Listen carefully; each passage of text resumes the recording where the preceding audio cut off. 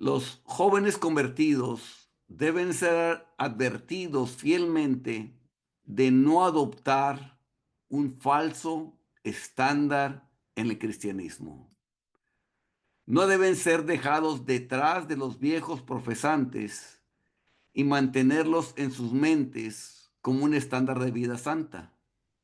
Siempre deberían mirar a Cristo como su modelo. Y eso es lo que nos enseña la palabra de Dios. Este, Pablo decía, ser imitadores de mí, así como yo de Cristo. Entonces, él era un imitador de Cristo, así que sí podíamos mirar al apóstol Pablo como un modelo a seguir, porque él había llegado al nivel de Cristo.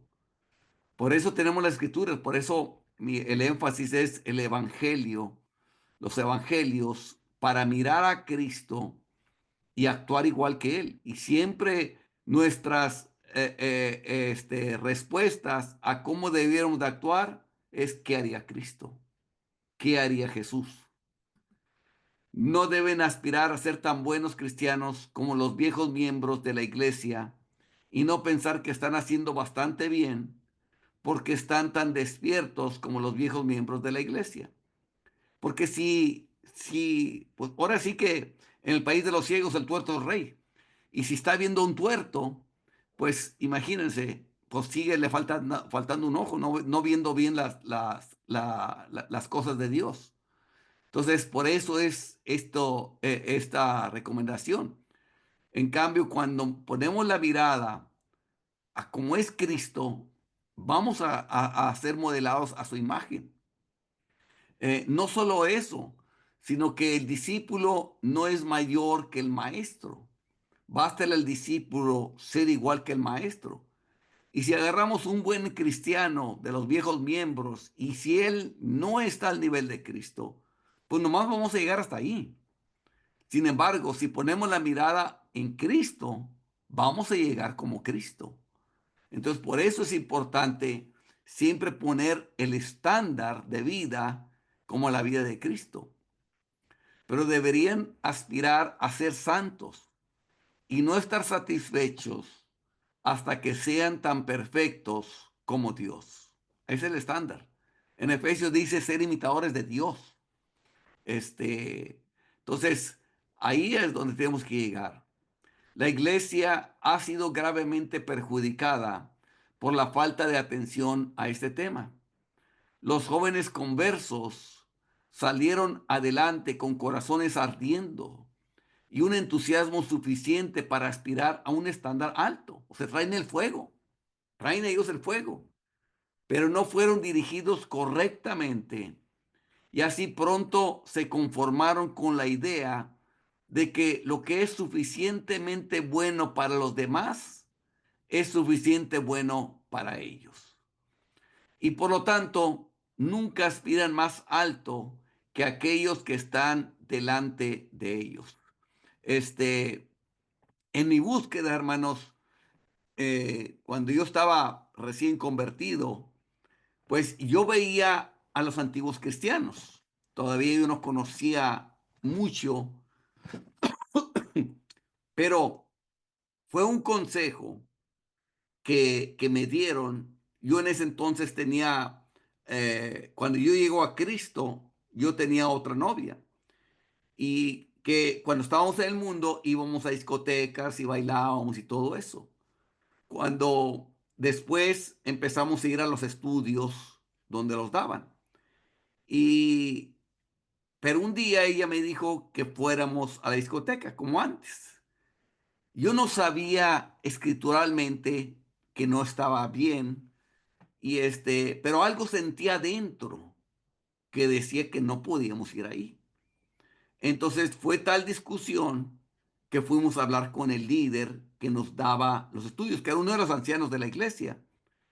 Y yo lo que le dije a ella, en lo que había leído en la Biblia, es que ahí en las discotecas, digo, está todo oscuro, le dije. Es más, te tienen que traer la cuenta y con una lamparita al usarte, la cuenta, porque no, está todo oscuro. Y nosotros somos hijos de luz. ¿Cómo vamos a estar en un lugar de tinieblas? Pero pues obviamente no se la tragó.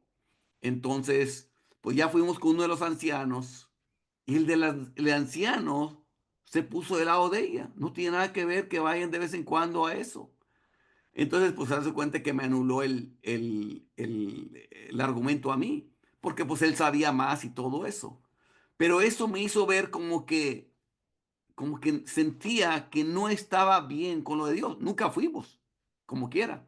Porque yo le dije, no, como quiera, yo ya no tengo ganas de ir. Y aparte, ese día tenemos un estudio.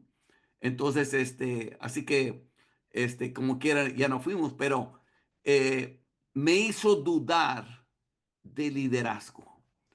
Y fue cuando yo empecé a buscar en la palabra y llegué hasta líderes que eran muy santos, como Finney, como Wesley, como William Law, como otros, porque lo que tenía ahí simplemente no era suficiente.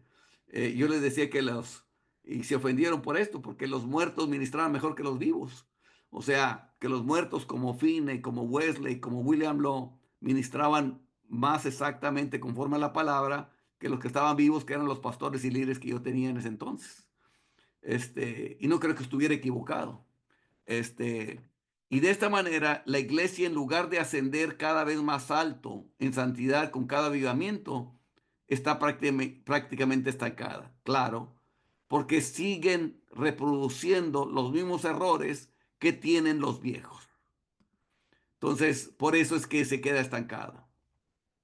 Los jóvenes convertidos deben ser enseñados a hacer todo su deber. Nunca deberían hacer un compromiso con el deber, ni pensar en decir, haré esto para compensar lo que he dejado de hacer. Nunca deberían estar satisfechos hasta haber hecho todo tipo de deber en relación con sus familias, la iglesia, las escuelas dominicales, los impenitentes a su alrededor, la disposición de sus propiedades y la conversión del mundo. Y aquí, hermanos, es a veces común de que a veces la gente se convierte y en muchos casos la agarran como una escapatoria de sus familias. O sea, en sus familias está todo mal, vienen a la iglesia y ahí se sienten bien. Entonces, pero dejan esa relación con sus familias, con sus hijos, o con su esposa, o con su esposo. Y tampoco está bien eso. Deben ellos todavía seguir en esa relación por si quizás lo puedan ganar. Con la iglesia lo tienen, con las escuelas dominicales también, con los impenitentes a su alrededor, o sea, la gente que está alrededor de ellos, este, lo que ellos tienen les pertenece y la conversión del mundo.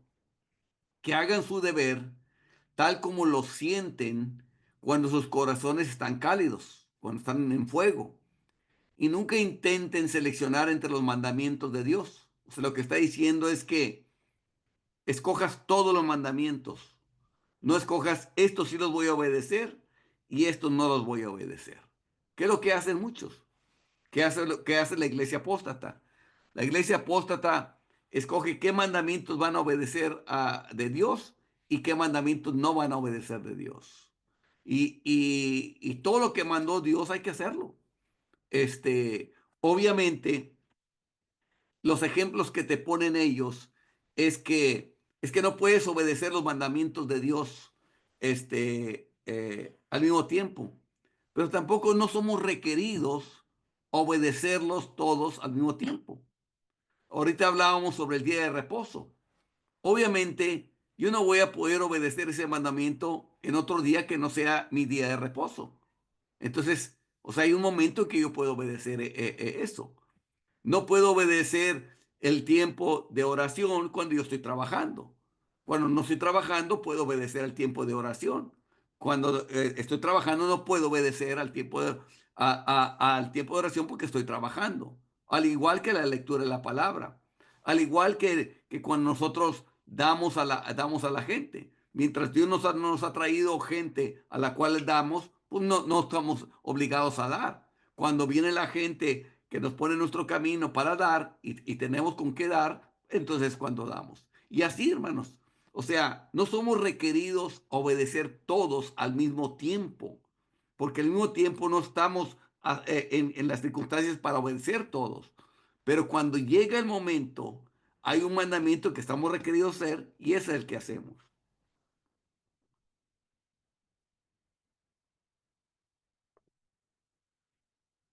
Entonces, eso se los digo para aquellos que buscan excusas de por qué, como diciendo, para probar que no se pueden obedecer los mandamientos. Todos se pueden obedecer y van cayendo en el momento en que se necesita que obedecer.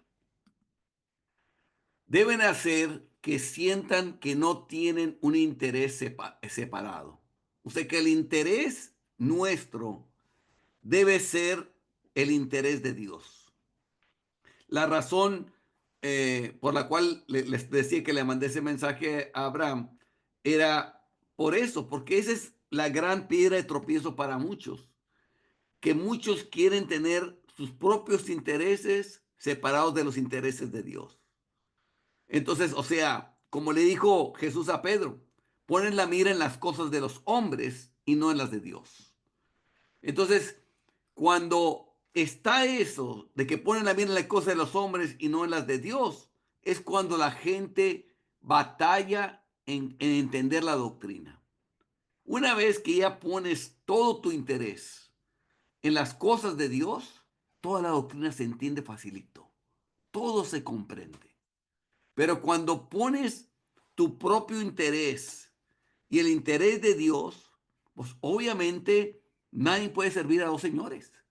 Entonces, como que la doctrina ya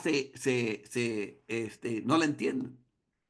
Le ponían un ejemplo a Abraham diciéndole, imagínate que yo viví toda mi vida cristianamente y el último día, antes de morir, cometo un pecado y me muero, como diciendo él, ¿tú crees que es justo que me vaya al infierno cuando toda mi vida viví para Dios? Entonces yo le dije a Abraham, ¿en qué está poniendo él la mira? ¿En las cosas de Dios o en las cosas del hombre? Obviamente en las cosas del hombre.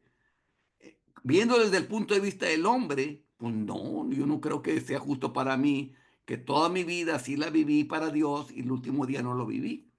Pero viendo desde el punto de vista de Dios, ¿cómo te atreviste a hacer eso contra Dios después de todo lo que te ha cuidado durante toda tu vida? O sea, no ven el lado de Dios. Y ese es el punto que estamos abordando aquí, que deben hacer que sienten que no tienen un interés separado. Es hora de que los cristianos sientan que no tienen ningún interés separado en absoluto, apartado del interés de Jesucristo y su reino.